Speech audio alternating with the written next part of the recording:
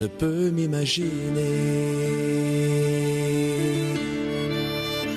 Je ne peux m'imaginer.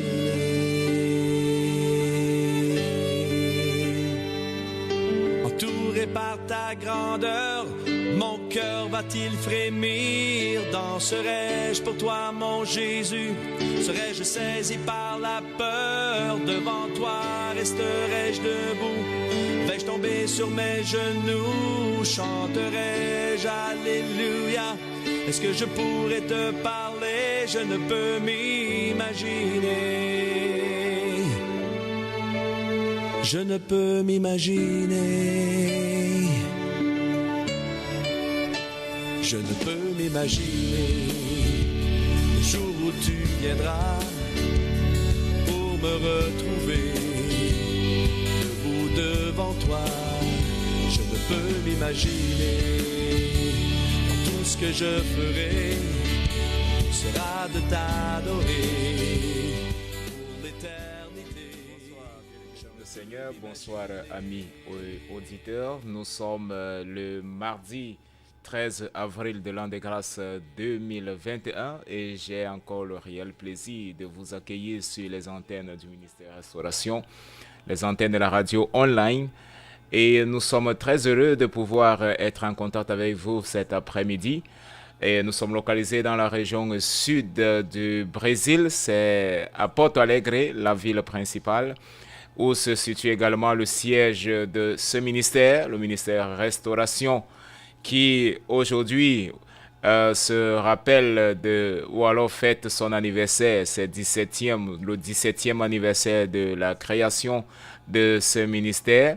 Donc, nous vous invitons, bien-aimés dans le Seigneur, à partager ce moment de joie et ce moment de réjouissance dans la présence du Seigneur. Nous sommes très heureux et nous voulons bénir le Seigneur pour tout ce qu'il a réalisé et tout ce qu'il est en train de faire dans la vie de chacun des auditeurs, dans la vie en fait de chacun des membres du ministère et également dans le monde entier. Avant donc de pouvoir aborder notre thème qui déjà s'affiche au bas de votre petit écran. Donc j'aimerais aussi déjà vous souhaiter un très bon mois d'avril. Je n'ai pas été là la semaine passée, nous avons eu une reprise.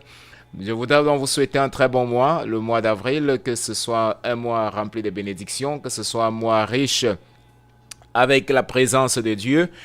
Et que le Seigneur puisse vous conduire dans toutes vos décisions, dans toutes les décisions que vous allez y prendre. Et Dieu seul sait combien de décisions importantes l'être humain doit prendre pendant sa marche de tous les jours. Et la Bible nous recommande, bien entendu, nous, en tant qu'enfants de Dieu, en tant que chrétiens, nous devons toujours faire appel à Dieu en tout moment.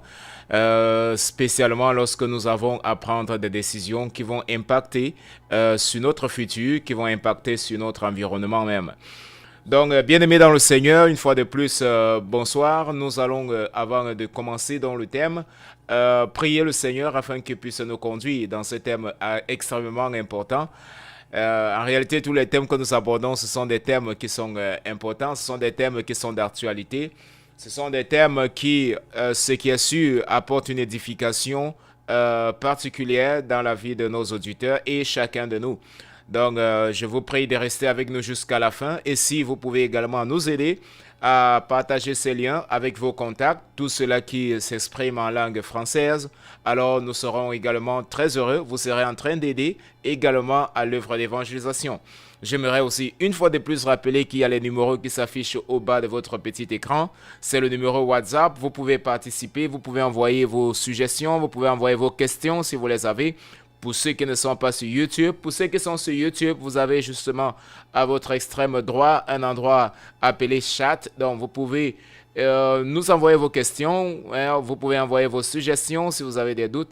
Nous serons toujours très heureux de pouvoir vous lire et de pouvoir partager avec les auditeurs vos expériences ou alors ce que vous pensez sur le thème.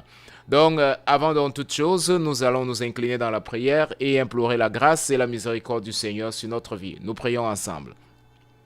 Seigneur, nous voulons te rendre grâce, nous voulons te dire merci encore pour cette journée. Merci encore pour ce mardi, Seigneur, que tu permets que nous soyons là. Je voudrais te prier, Seigneur, afin que tu puisses bénir chacun de nos auditeurs, que tu puisses bénir, Seigneur Dieu, tous ceux-là qui sont déjà connectés et ceux-là même qui vont se connecter par la suite. Je te prie afin que ta grâce, Seigneur Dieu, soit sur eux. Je te prie, Seigneur Dieu, afin que tu puisses nous remplir, Seigneur Dieu, de ta présence et que, Seigneur Dieu, nous soyons instruits et afin que nous puissions continuer à marcher, Seigneur, selon ta volonté. Guide-nous, Seigneur Dieu, encore en ce moment, dans le beau et précieux nom de ton Fils, bien-aimé Jésus-Christ, nous te prions. Amen.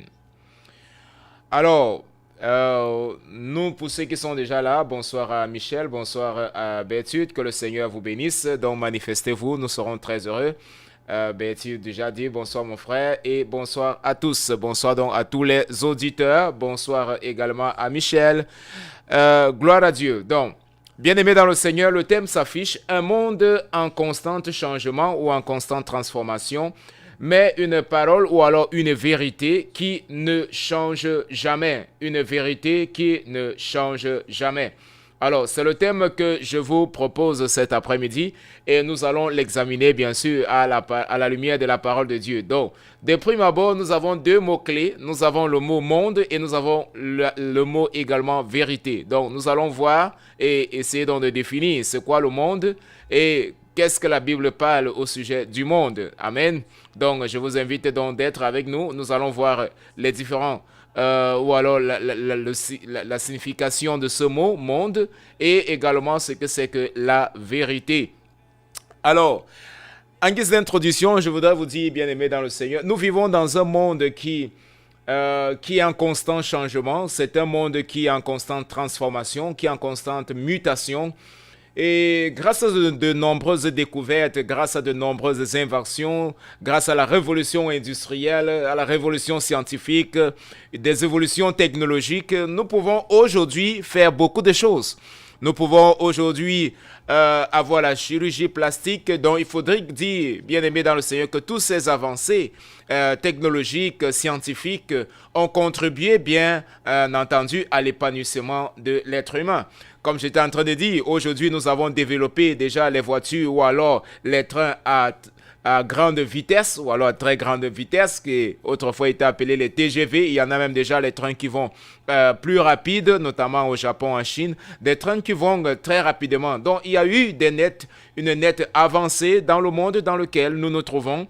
Dans cet environnement dans lequel nous vivons, la science a contribué à beaucoup de choses, la technologie contribue à beaucoup de choses, toutes ces inventions, toutes ces découvertes, bien entendu, ont contribué pour peu que ce soit dans l'épanouissement de l'être humain. Il y a certaines maladies, par exemple, qui auparavant étaient incurables et qui aujourd'hui, grâce aux avancées de la médecine, grâce aux avancées de la technologie, alors aujourd'hui, il y a certaines maladies, je ne vais pas dire toutes, mais certaines maladies qui autrefois étaient incurables et qui pratiquement aujourd'hui n'existent pas. Nous avons eu la rougeole qui pratiquement n'existe plus, qui est en train d'être, qui pratiquement a été éradiée de la face de la terre, on peut dire ainsi. La rougeole, la varicelle et plein d'autres maladies. Donc, grâce à la technologie que nous avons pu avoir des médicaments, avoir des vaccins pour pouvoir éliminer cela. Donc, il y a eu ces avancées, il y a la chirurgie plastique qui également a surgi. Je ne vais pas parler encore dans le sens négatif, mais pour quelqu'un qui a par exemple perdu un membre, à partir donc de la chirurgie plastique, alors la personne peut pas dire qu'avoir le membre naturel, mais au moins couvrir cet aspect esthétique qui n'est pas quelque chose complètement de faux. Une personne qui avait par exemple, qui a un œil crevé, alors ça ne fait pas beau de laisser tout simplement un vide, un creux là, laisser là, mais avec la chirurgie plastique, avec le silicone, avec les avancées de technologie, on peut mettre un œil artificiel, bien que cet œil en réalité ne puisse pas voir, d'accord, mais au moins ça fait en sorte que la personne a l'estime de soi. Amen. Donc la personne a l'estime de soi. Donc, et grâce également à cette technologie hein, que nous vivons, il faudrait dire que la technologie, l'évolution de la science, les avancées dans la science, les avancées dans la recherche, je suis un chercheur, je travaille dans le domaine de la chimie. Donc, tout cela a contribué, il faut le dire, bien entendu, à ce que l'espérance de vie augmente également. Aujourd'hui, par exemple, vous avez des gens qui vivent plus de 80 ans. Vous partez au Japon, l'espérance de vie ne se situe au-delà de 75 ans. Vous partez dans certains pays, bien entendu, où l'espérance de vie a pratiquement augmenté et il faut le dire que la technologie est pour beaucoup, la médecine est pour beaucoup, que nous puissions avoir tout cela. Donc tout cela, c'est quelque chose de très beau. Tout cela, c'est quelque chose de fantastique. Et jusque-là, je vous ai présenté les avancées, je vous ai présenté les avantages. Mais faudrait-il véritablement voir, il faudrait donc entrer en profondeur pour essayer d'analyser tout ce système-là, toutes ces technologies-là, qui malheureusement aujourd'hui, nous savons grâce à au péché, grâce, à la nature de l'être humain, n'utilise pas toujours quelque chose qui est destiné à faire du bien pour faire justement le bien, mais utilise cette technologie malheureusement pour pouvoir faire beaucoup d'autres choses. Aujourd'hui, nous avons par exemple pas seulement aujourd'hui, nous avons la bombe atomique qui, en réalité, la chimie en elle-même, elle était neutre. La chimie en elle-même, elle était créée ou développée pour pouvoir aider, pour faire du bien. Mais malheureusement, cette connaissance-là, cette application, aujourd'hui, est utilisée pour développer, par exemple, les armes nucléaires. Et beaucoup de pays qui, généralement, ont l'uranium, alors, généralement, sont des cibles. Donc, voilà pourquoi on a créé tous ces conseils-là d'armement et ainsi de suite. Mais il faut dire que tout cela, malheureusement, vous vous rappelez de la catastrophe de Hiroshima et Nagasaki au Japon, qui, jusqu'aujourd'hui, nous avons les conséquences de la technologie, les conséquences de ce que nous avons utilisé, mais qui, en réalité, comme je voudrais dire, que la technologie en elle-même, elle est une chose bonne. Mais maintenant, l'application de cette technologie-là, c'est elle donc qui pose un problème. Donc, parce que c'est l'homme qui va l'utiliser, c'est l'homme qui utilise la science, c'est l'homme qui utilise la technologie, c'est l'homme qui va développer toutes ces choses-là et l'utiliser à bon escient. Donc, nous avons un couteau qui a été créé peut-être avec un but pour pouvoir utiliser pour couper des aliments, couper des choses, ainsi de suite.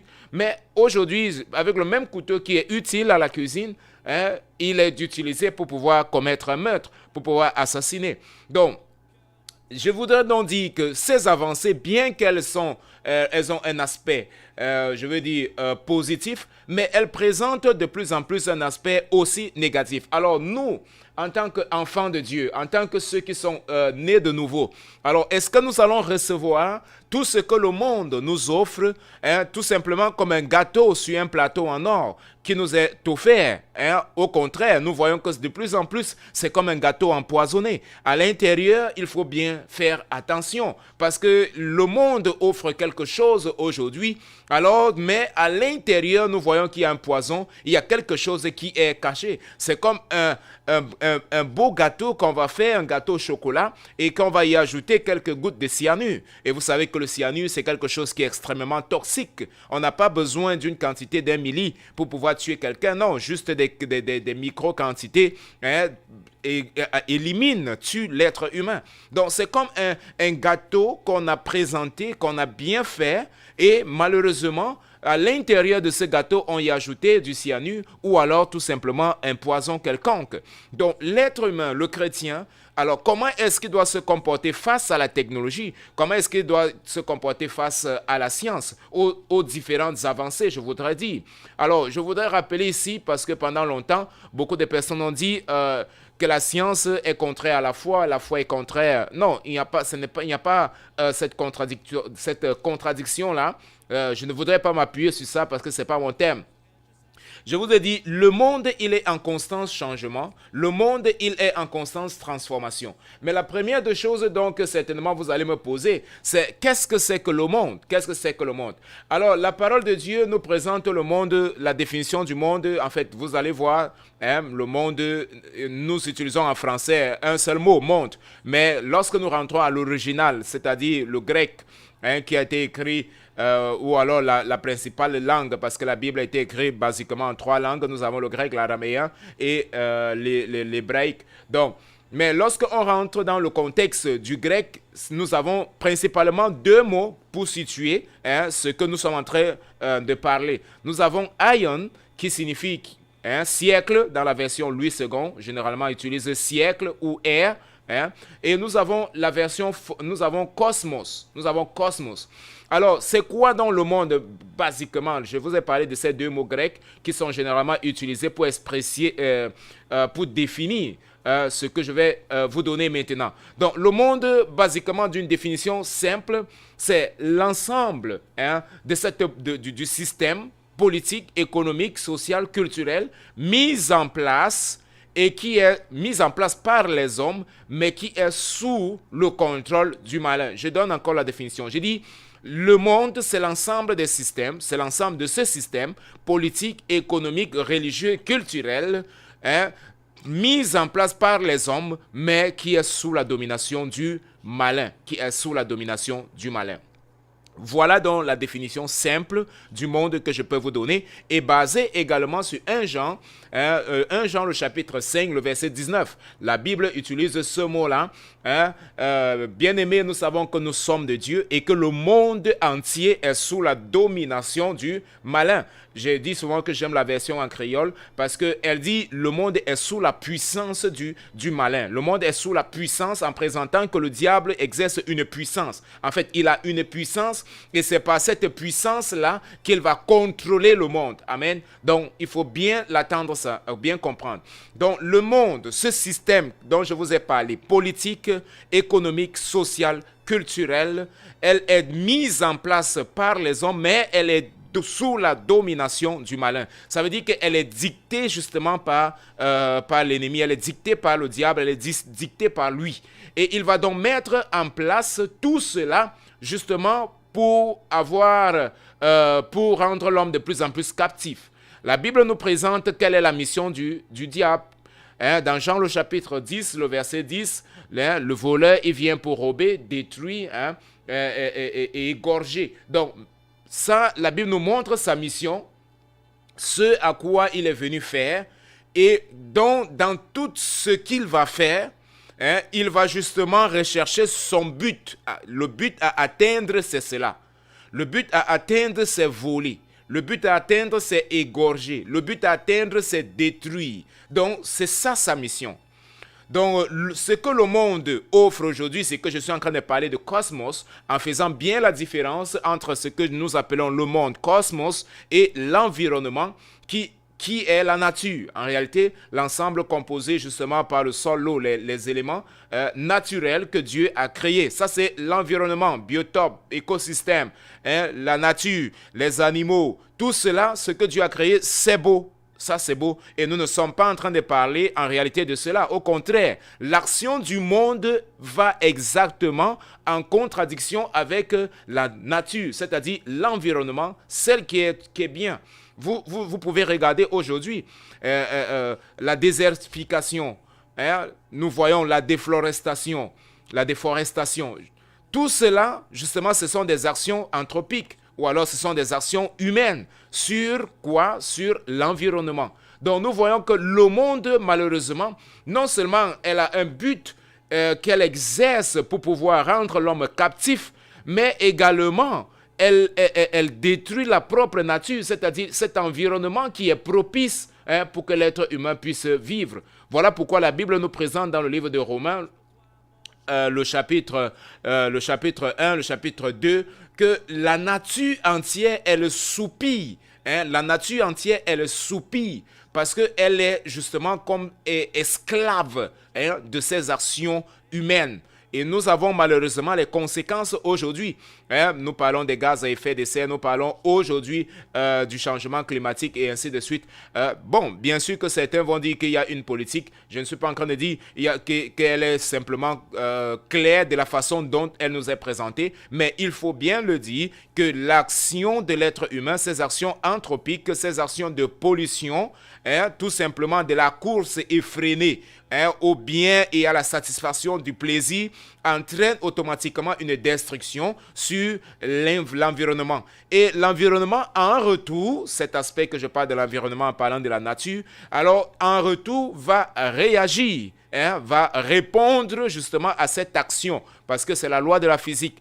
À une action correspond une réaction. À une action correspond une réaction. Donc bien aimé, voilà. Ce monde dans lequel nous vivons, c'est un monde qui est qui est en constante transformation.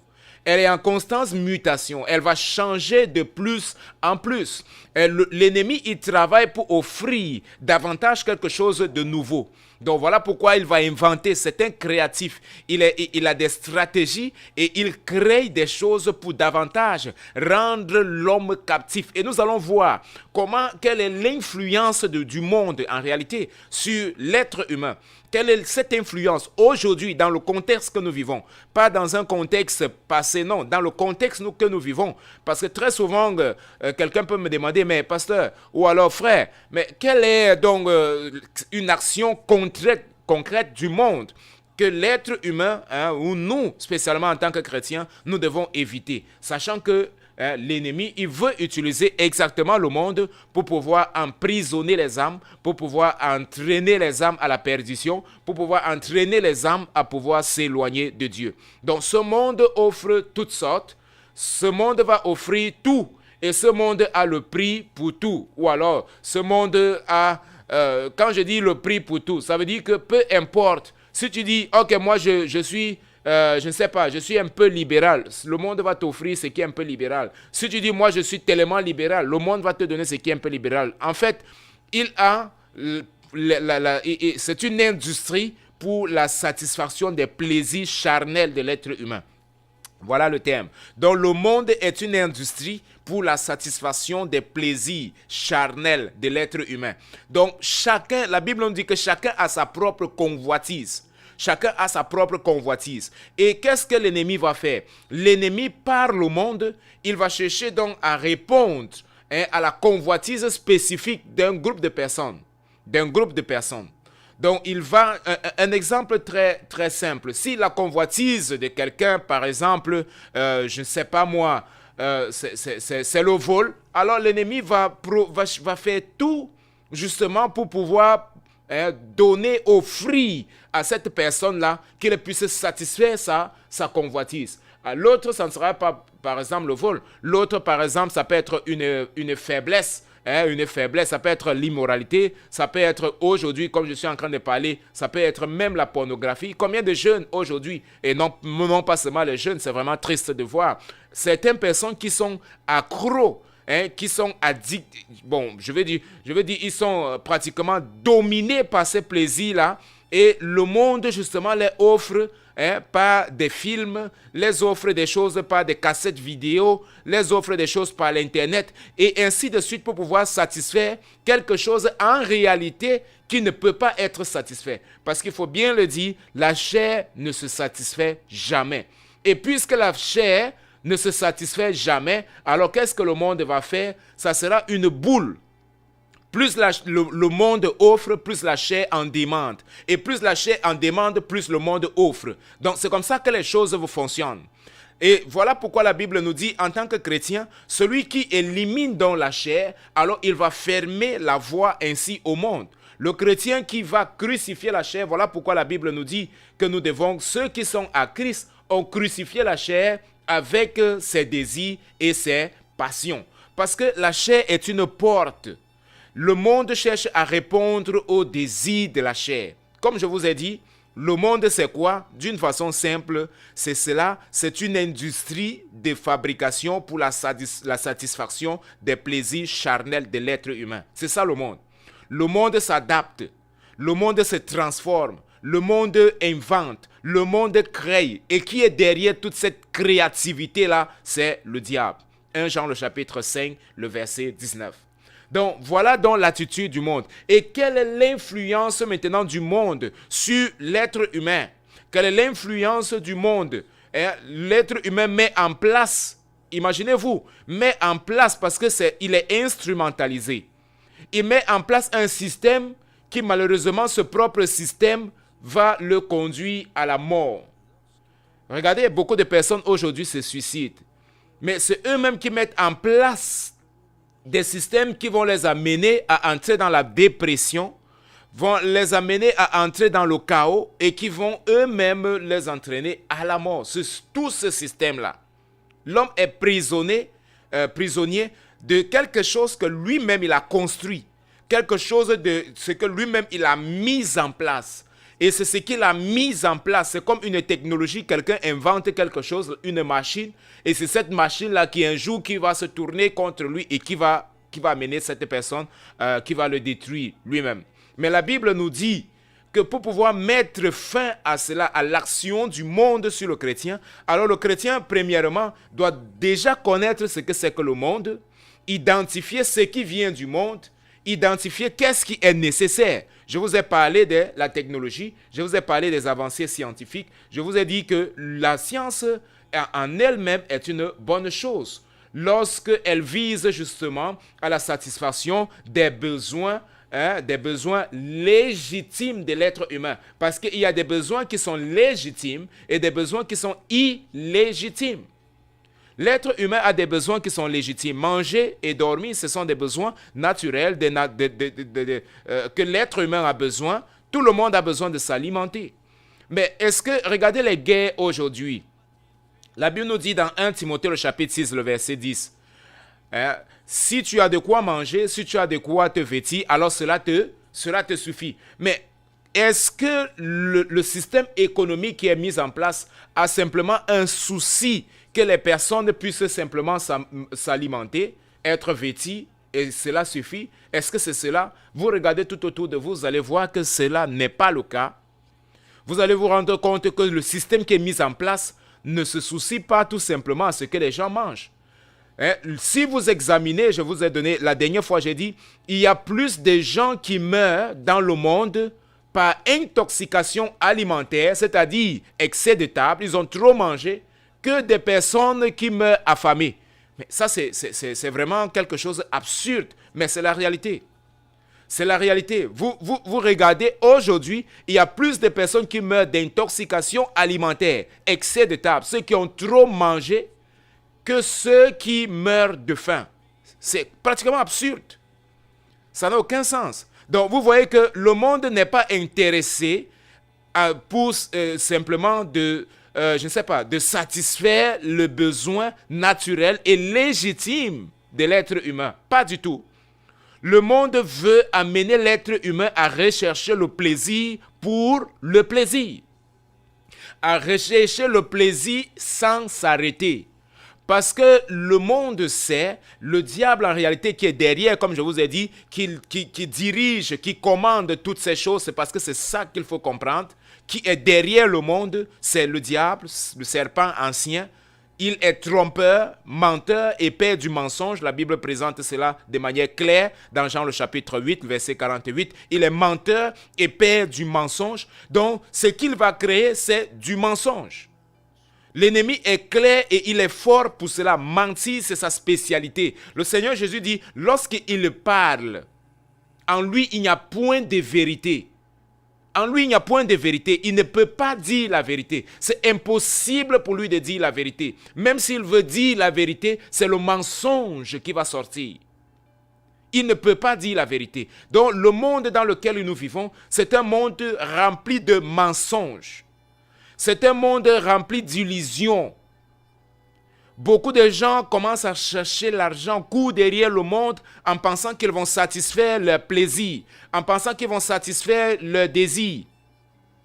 Mais malheureusement, ils se rendent compte au final de leur vie, au finish, que ce n'était que du mensonge. Ils ne peuvent pas, l'être humain, quand il recherche le plaisir pour le plaisir ne peut pas être satisfait. Vous allez voir, je vais vous donner un exemple. Très souvent, beaucoup de gens, lorsqu'ils n'ont même pas un véhicule, ils n'ont rien du tout, il va dire, ok, j'aimerais avoir un vélo. Mais le jour qu'il a un vélo, quelle est sa nécessité? Il dit non, j'aimerais avoir un vélo. Si j'ai un vélo, il serait content, il serait satisfait. Mais sauf que ce n'est qu'une satisfaction provisoire. Parce que acheter-lui un vélo, le plus beau, le plus cher, demain, il ne sera plus satisfait de ce vélo. Après une semaine, il va déjà commencer à dire vraiment, si j'avais une moto, vous allez acheter une moto, vous allez lui donner. Et vous allez voir, après donc, peut-être 2-3 semaines ou un mois, il n'aura plus besoin. Il va dire, vraiment, si j'avais une voiture.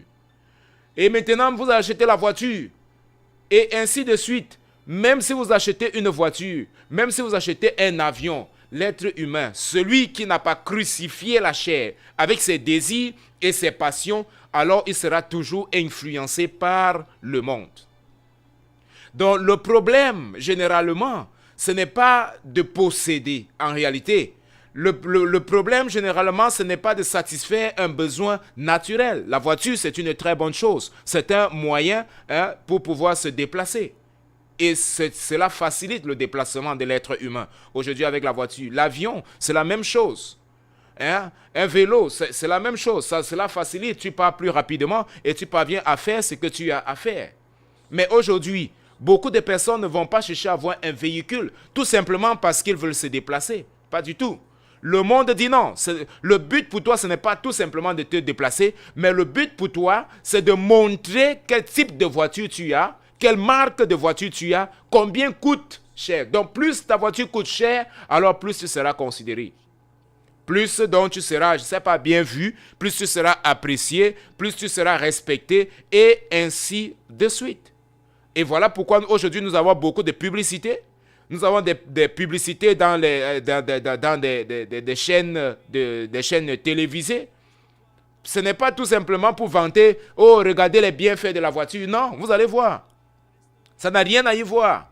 Parce que l'être humain sait, l'ennemi sait que c'est quelque chose qui est utile. Mais son but, ce n'est pas ça. Son but, ce n'est pas pour que les gens se déplacent. Son but, ce n'est pas que tu partes rapidement pour pouvoir faire quelque chose. Non, son but, c'est que le but, c'est te rendre esclave. Rendre l'être humain esclave. Mais regardez maintenant ce que la parole de Dieu nous dit.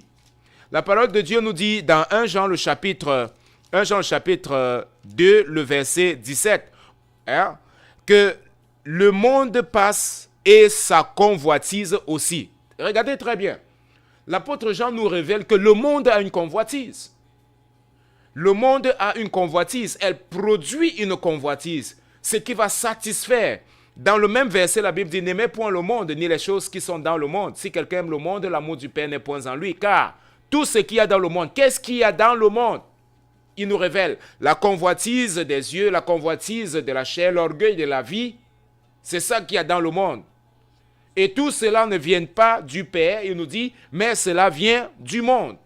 Et maintenant, dans le verset 17, il dit, or, tout ce que vous voyez là, tout ce qui produit la convoitise des yeux, tout ce qui produit la convoitise de la chair, tout ce qui produit l'orgueil de la vie, cela va passer. C'est quelque chose qui est temporaire. C'est quelque chose qui va flétrir. C'est quelque chose qu'au final, vous allez mourir et vous allez laisser tout cela. Mais par contre, il nous dit maintenant, mais celui qui fait la volonté de Dieu demeure éternellement. Il y a quelque chose qui est passagère. La convoitise du monde, elle est passagère. La convoitise de la chair, elle est passagère. La convoitise des yeux, elle est passagère. L'orgueil de la vie est passagère. Mais il y a une seule chose qui demeure éternellement. Faire la volonté de Dieu. Et quelle est la volonté de Dieu? Ne pas aimer le monde, ni les choses qui sont dans le monde. Donc, bien-aimés dans le Seigneur, voilà le point.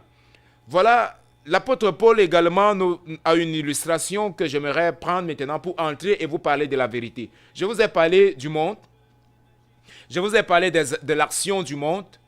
Je vous ai parlé un peu, peut-être nous allons revenir dans les prochaines éditions pour parler un peu de l'action du monde de manière pratique avec les réseaux sociaux, avec les publicités, avec la chirurgie plastique qui, en réalité, devait être quelque chose de bien, mais malheureusement qui est utilisé aujourd'hui à des dessins qu'on dit esthétique, qui n'a rien à y voir avec l'esthétique, pour corriger quelque chose que Dieu a placé en nous naturellement.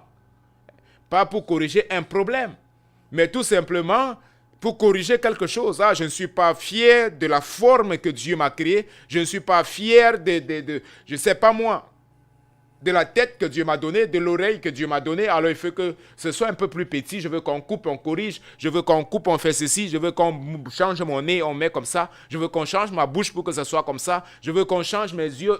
Ainsi de suite. Ainsi de suite. Donc ça, cela crée quoi? Cela crée l'esclavage. Mais tout cela, pourquoi est-ce que les gens recherchent? À cause de tout ce qu'on nous montre comme standard. On nous dit, oh, voilà les modèles. Quand on vous montre les top modèles, comment sont généralement ces top modèles? Et parfois, aujourd'hui même, qui ne sont pas des personnes réelles, qui sont des personnes fictives. Voilà pourquoi la Bible parle du mensonge. Que l'être humain, non seulement il est entraîné parce que le père du mensonge l'a contaminé. Ceux qui sont dominés par l'ennemi, automatiquement vont agir comme il agit. Le Seigneur Jésus a dit, vous agissez comme votre père, le diable. Il est menteur et père du mensonge. Tout ce qui vient de lui, c'est du mensonge. Donc aujourd'hui, c'est cela. On a créé les filtres. Aujourd'hui, tu tires une photo. Tu as honte de te laisser comme tu es. Maintenant, on corrige, on met un filtre, on met un ceci, on change un peu le teint. Et puis tu dis, mais waouh! Et puis on voit, ça c'est le padron. Ça c'est le standard. Voilà le modèle. On te montre quelque chose qui, dans la pratique, n'existe pas. Dans la réalité, n'existe pas. C'est juste une fiction. C'est juste une fiction qui n'est pas réelle. Et les gens se laissent entraîner par cela. Et on a beaucoup de logiciels aujourd'hui de correction d'images, de traitement d'images et ainsi de suite. J'ai été émerveillé l'autre jour de voir le problème qu'il y a eu là dans le canal de Suède en Égypte. Un cargo qui a fermé le passage et que les autres cargos ne pouvaient plus passer. Quelqu'un a fait un montage en attachant un Uno, une petite voiture là, Uno, qui était en train de tirer le bateau pour pouvoir l'enlever. Et l'image était tellement réelle que vous pouvez croire. Si vous ne pensez pas en fait que c'est quelque chose d'absurde, parce que comment est-ce qu'un Uno, si un Caterpillar qui a, je sais pas moi, qui est plus fort, ne parvient pas justement à bouger un cargo qui avait des millions de kilogrammes et un petit Uno va tirer. Donc, mais quand vous regardez l'image, elle a l'impression d'être réelle, elle a l'impression d'être vraie, alors que c'est tout simplement un montage. Ça n'a rien à y voir avec la réalité. Ça n'a rien à y voir avec la réalité. Et c'est ce qu'aujourd'hui, on en parle beaucoup, de fake news. De fake news, c'est-à-dire du mensonge. Fake news, ce n'est autre chose que du mensonge. Il n'y a rien d'autre que cela. Donc, divulguer une image ou alors divulguer une information qui, malheureusement, n'est pas la vérité. Tu as ton image naturelle que Dieu t'a donnée, mais tu vas utiliser tous les autres moyens, corriger, pour pouvoir être parricide ou alors en fait pour pouvoir être comme, de telle manière que l'autre. Ah, voilà un modèle qu'on vous a présenté là-bas, un modèle qui n'est même pas réel. Alors beaucoup de gens même vont se soumettre à des traitements, à des chirurgies et pour pouvoir faire je ne sais pas quoi d'autre, pour changer ceci, pour changer cela, pour augmenter ceci, pour augmenter cela, afin de ressembler à un padron ou à un modèle, autant pour moi, à un modèle qu'on a défini, qui est défini par le monde. Comment est-ce qu'un chrétien peut se soumettre à une telle chose? Donc cela, bien aimé, n'est pas possible. Et malheureusement, nous voyons que c'est la réalité. Nous voyons que beaucoup de personnes aujourd'hui sont avec ce qui sont en train de courir derrière ces choses. Mais qu'est-ce que l'apôtre Paul dit? Nous, comme chrétiens, lisons Colossiens le chapitre 3. Colossiens le chapitre 3, le verset 1. J'aime ce passage, il est tellement fantastique. Parce que l'apôtre Paul, justement, est présent. Il dit ceci, le verset 3. Si donc vous êtes ressuscités avec Christ, en parlant des chrétiens. Vous savez, aujourd'hui, juste un autre petit commentaire. Il y a tellement d'églises aujourd'hui dans le monde. Il y a tellement d'églises. mais aussi, il y a beaucoup de monde dans les églises. Il y a beaucoup d'églises dans le monde, mais il y a beaucoup de monde dans les églises. Aujourd'hui, quand vous entrez parfois dans une église, vous ne savez plus si vous êtes à l'église. C'est comme si vous êtes en boîte de nuit. Quand vous regardez les accoutrements, vous regardez comment les gens sont habillés, y compris même celui qui est à l'autel en train de prêcher. Mais c'est comme si vous êtes, je ne sais pas moi, je ne peux même pas dire dans un amphithéâtre, parce que même dans un amphithéâtre, parfois il y a un peu du respect à l'université quand il est dans les amphis. Mais vous regardez, ce sont des gens qui sont pratiquement indécents, hein, manquent de pudeur, même dans l'église. En fait, parfois certains disent, mais ça ne vaut même pas la peine d'aller, parce que si je vais, je vois la même chose que je vois dehors. Ils font la même chose que je fais. Pourquoi est-ce que donc je vais me convertir à Christ? Hein? Si tu es converti, tu pars en boîte. Tu n'es pas converti, tu pars en boîte. Mais ça change quoi? Tu es converti, tu es sous l'art. Tu n'es pas converti, tu es sous l'art. Ça change quoi? Donc, ça ne sert à rien. Tu vas voir que certaines personnes, même qui ne sont pas chrétiens, ils vont dire, mais moi, je suis même plus mieux que beaucoup d'entre vous. Hein? Je suis même plus mieux que beaucoup d'entre vous. Parce que vous dites que vous êtes chrétien, mais vous faites même des choses que moi, je ne fais même pas. Hein? Vous faites même des choses plus pires que je ne fais pas. Et c'est triste. Et le Seigneur, ce n'est pas nouveau. Ce n'est pas nouveau, bien-aimé. Ce n'est pas nouveau. Parce que lorsque nous lisons dans 1 Corinthiens, le chapitre 1, à partir du verset, le chapitre 1, le chapitre 2, le chapitre 3, le chapitre 4, 5, l'apôtre Paul, il écrit une lettre à l'église de Corinthe. À une église. Il n'écrit pas aux païens. Non. La lettre de Paul est adressée à l'église de Corinthe. Et il décrit les choses qui se passaient à l'église, qui étaient même plus pires que ce qui se passait dans le monde. Il dit que j'entends même dire que parmi vous, il y a ceux qui possèdent la femme de leur père. Imaginez-vous, dans une église, quelqu'un qui a des relations avec la femme de son père. C'est pratiquement absurde. Mais c'était un truc qui arrivait, c'était dans l'église. Il a décrit ça dans une église, dans l'église de Corinthe. Il n'a pas décrit ça dans le monde. Il dit qu'au contraire, ce qui se passe au milieu de vous, c'est tellement pire que même dans le monde, on n'entend même pas ça. Aujourd'hui, vous pensez que ça peut être différent? Si déjà à cette époque-là, l'apôtre Paul décriait une telle situation, aujourd'hui c'est même encore beaucoup plus pire. Dans beaucoup d'églises, vous entrez, vous regardez des choses vraiment qui sont abominables, qui sont pratiquement abominables. Des moments de louange et des moments d'adoration, ce n'est autre chose que des moments pour je ne sais pas, pour se montrer, pour apparaître. Qui est-ce qui chante mieux? Hein? C'est la compétition. L'église est devenue un salon de théâtre où on se met à faire du théâtre, hein? Salon de ballet. Ce n'est pas les ballets. La Bible ne nous montre jamais que les disciples ont fait des ballets pour pouvoir amener les gens à la conversion. La Bible ne nous montre pas que l'église primitive faisait les sketchs de théâtre pour pouvoir amener les gens à Christ. Les gens étaient convertis par la puissance de la parole, la prédication de la parole. La Bible dit prédication. Hein? Prédication veut dire justement prêcher. Parler. Et aujourd'hui, beaucoup de personnes vont dire, ok, il y a beaucoup de moyens de communication, on peut communiquer par le théâtre. Non, non. L'évangile n'a pas besoin du théâtre. L'évangile n'a pas besoin des ballets. Tous ces mouvements et ces jeux-là qui font ça, ce sont des choses du monde. Les gens ont copié ça dans le monde. Vous allez voir que les ballets n'ont pas commencé dans l'église. Regardez dans l'église primitive. Nous avons un modèle bien aimé. Lisez le livre des Actes des Apôtres. Vous n'allez jamais voir des sketchs, vous n'allez jamais voir des théâtres, vous n'allez jamais voir des ballets, vous n'allez jamais voir des danses et ainsi de suite. Pas du tout. La simplicité. La simplicité, parce que c'est ça qui produit la transformation. C'est cela qui produit la conversion. Ce n'est pas les théâtres, ce n'est pas les sketchs, ce n'est pas les ballets. Hein? Ce n'est pas tout cela qui va produire justement la transformation. Pas du tout.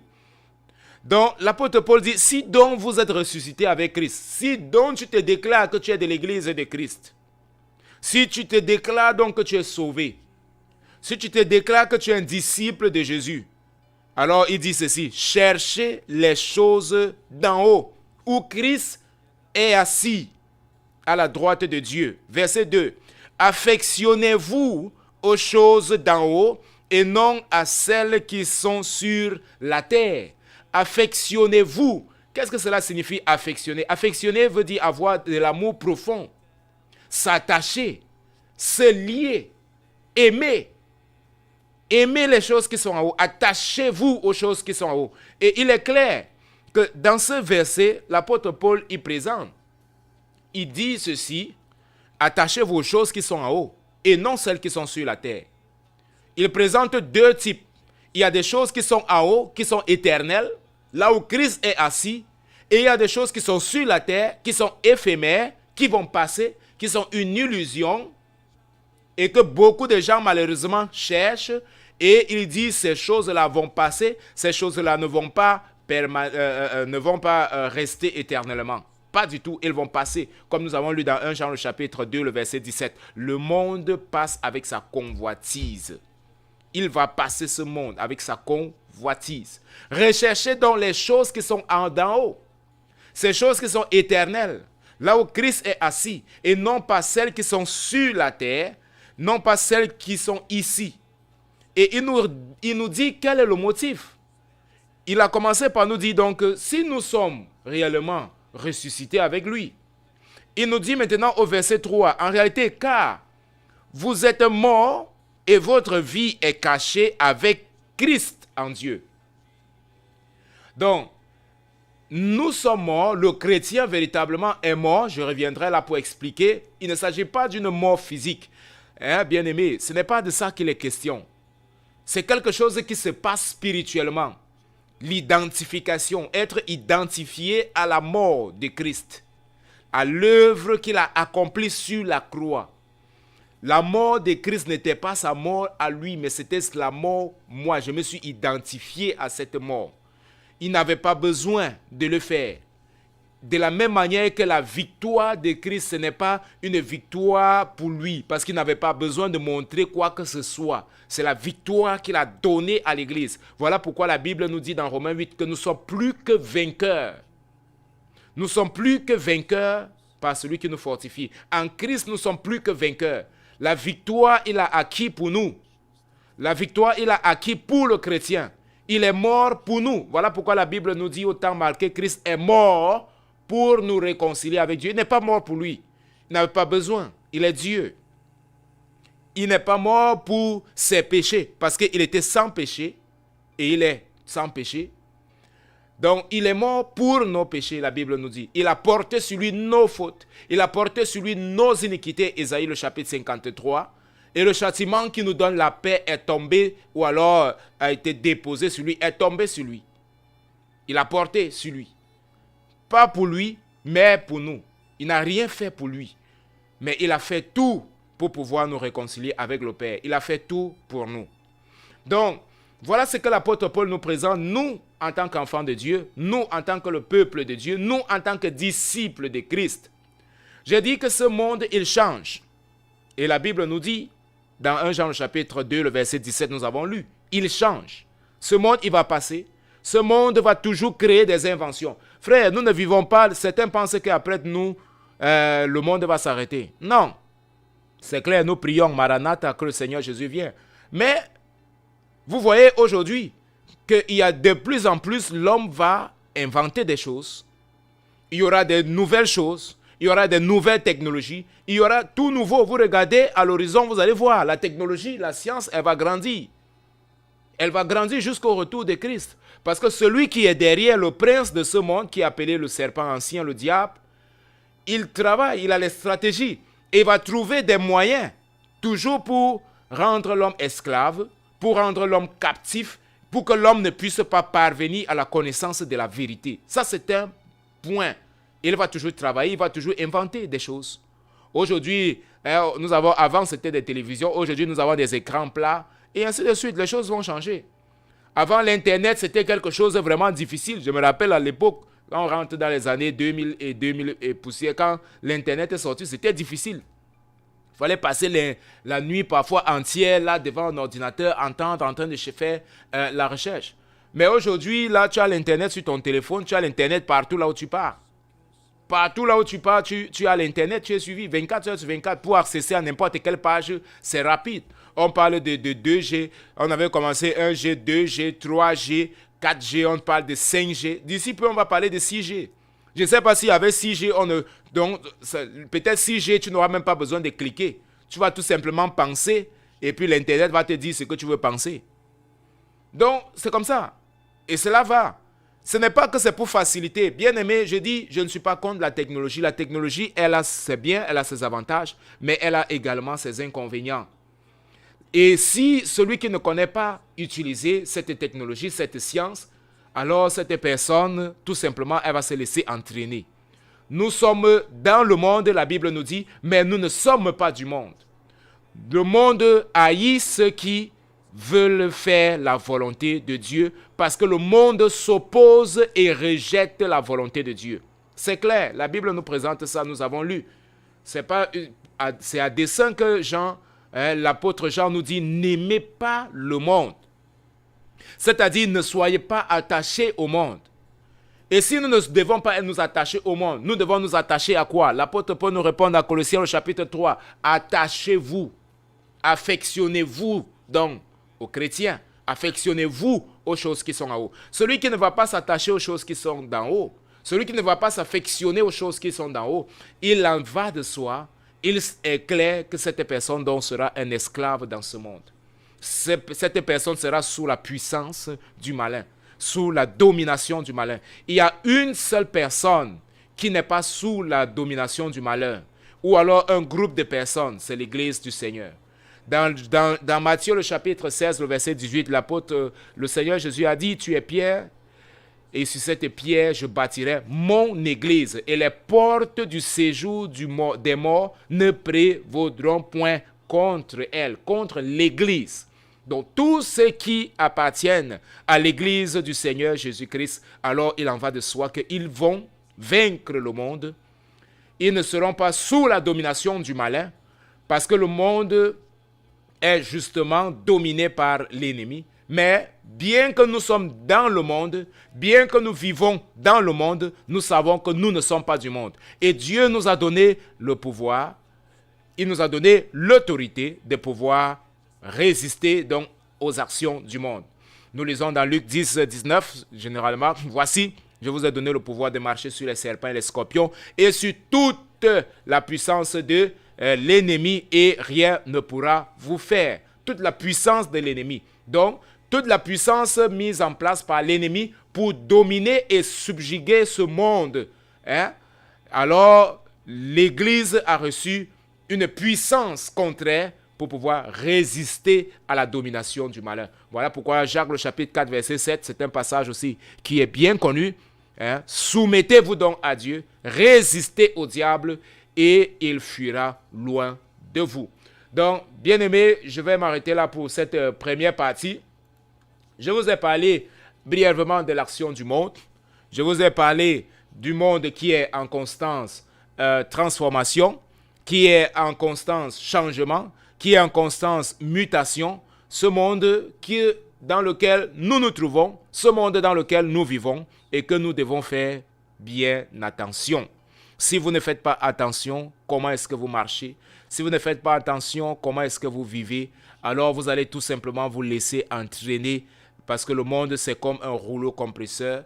Le monde c'est comme un rouleau d'étranglement qui conduit, qui davantage resserre l'être humain et le rend captif, le rend prisonnier.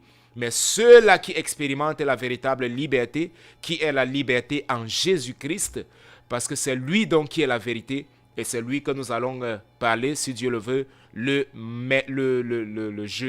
mardi prochain, si le Seigneur permet, autant pour moi, nous allons donc nous retrouver pour parler de la vérité. Le monde, il change. Le monde, il propose de nouvelles choses. Mais Dieu, il continue à être le même. Le Seigneur Jésus a dit dans Jean le chapitre 14, verset 6, « Je suis le chemin, la vérité et la vie. » La vérité, elle ne change pas. La vérité est la même. Donc, nous vivons dans un monde où le mensonge est établi comme vrai. Beaucoup de gens mentent comme ils respirent. Ils mentent même, il y a même ceux qui mentent plus qu'ils n'en respirent. mais la vérité continue à être la vérité. La vérité, elle se trouve en un seul endroit, elle se trouve en Jésus-Christ. Que le Seigneur vous bénisse, bien-aimés dans le Seigneur. J'ai été ravi d'avoir votre compagnie. J'ai été accompagné de Berthude. Il faut mourir à soi pour vivre avec Christ. Ça, c'est une vérité. Mourir à soi, c'est-à-dire renoncer à soi-même. Porter chaque jour sa croix, selon Luc le chapitre 9, le verset 23, et suivre le Seigneur Jésus-Christ. C'est le chemin à suivre. C'est ce chemin-là qui mène à la vie éternelle. Le monde change, le monde se transforme, le monde entre dans une modernité, le monde a toujours quelque chose à offrir, mais nous savons que cela n'est pas tout simplement un gâteau qui est offert autant pour moi sur un plateau en or. Nous devons faire attention avec ce que nous recevons du monde. Nous devons examiner toutes choses. Voilà pourquoi la Bible dit examiner toutes choses et regarder si cela c'est selon la parole de Dieu. Alors, pour pouvoir examiner, il faut que nous savions bien sûr ce que la parole de Dieu nous dit. Et cette parole de Dieu, elle est la vérité. Elle est la vérité. La Bible dit que le monde entier va passer, mais la parole de Dieu, elle demeure éternellement.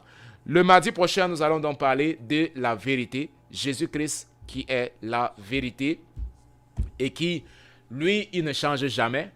Lui, il est toujours vrai. Quelles que soient les époques, quel que soit le temps, il est le même hier, aujourd'hui et éternellement. Donc, que le Seigneur vous bénisse. Je remercie donc tous ceux qui ont été en notre compagnie. Nous allons prier. Si vous avez donc des sujets de prière, j'aimerais bien sûr prier pour vous, afin que le Seigneur puisse vous bénir, afin que le Seigneur puisse déverser sa grâce et sa bénédiction sur vous. Je vais prier que le Seigneur vous bénisse en ce mois d'avril, que ses grâces soient également sur vous. Nous prions ensemble et nous rendons grâce à Dieu. Seigneur, merci une fois de plus parce que tu as été avec nous encore cet après-midi. Merci Seigneur Dieu de bénir encore nos auditeurs. Merci Seigneur Dieu de conduire chacun de nous à pouvoir méditer dans ces passages que nous avons lus Seigneur Dieu ce soir. Je te prie afin que tu bénisses Seigneur Dieu chacun de nous, tous ceux-là qui ont été en notre compagnie et ceux-là Seigneur qui vont se connecter bien même après. Seigneur, que ta grâce et ta miséricorde leur soient accordées. Et Seigneur, que ton Saint-Esprit puisse les illuminer afin qu'ils puissent, Seigneur Dieu, comprendre quelle est ta volonté. Parce que ta parole nous dit, le monde passe avec sa convoitise, mais celui qui fait la volonté de Dieu demeure éternellement. Celui qui fait ta volonté, c'est lui qui demeure éternellement. Père, je te prie afin que cela soit, Seigneur, le désir de mon cœur, le désir du cœur de chacun, Seigneur Dieu, de nos auditeurs, ceux qui nous ont accompagnés ce soir et ceux-là même qui vont écouter cette émission après. Que ton nom, Seigneur Dieu, soit célébré et que ton nom, Seigneur Dieu, soit glorifié. Dans le nom puissant de Jésus, nous te prions et nous te rendons grâce. Amen. Que le Seigneur vous bénisse. Donc, il est 16h27. Nous arrivons au terme donc, de cette présentation. J'ai été en compagnie du frère Joan qui est à la cabine technique. Donc, que le Seigneur vous bénisse. Restez des nôtres. Nous nous retrouvons déjà le samedi avec l'étude biblique en langue française. Pour ceux qui nous accompagnent, pour ceux qui veulent nous accompagner de manière qu'ils peuvent venir présentiellement. Nous sommes également dans la région nord de Porto Alegre. Nous serons là le jeudi à partir de 18h30 pour l'étude biblique en langue française. Que le Seigneur vous bénisse. Nous nous retrouvons donc la semaine prochaine pour la continuité de ce thème et le samedi pour l'école biblique dominicale ou l'école biblique sabbatine. Que le Seigneur vous bénisse.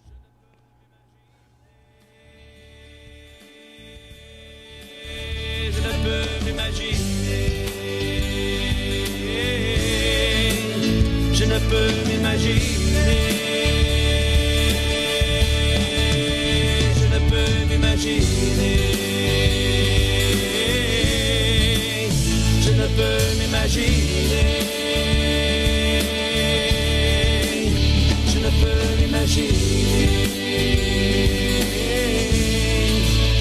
Je ne peux m'imaginer.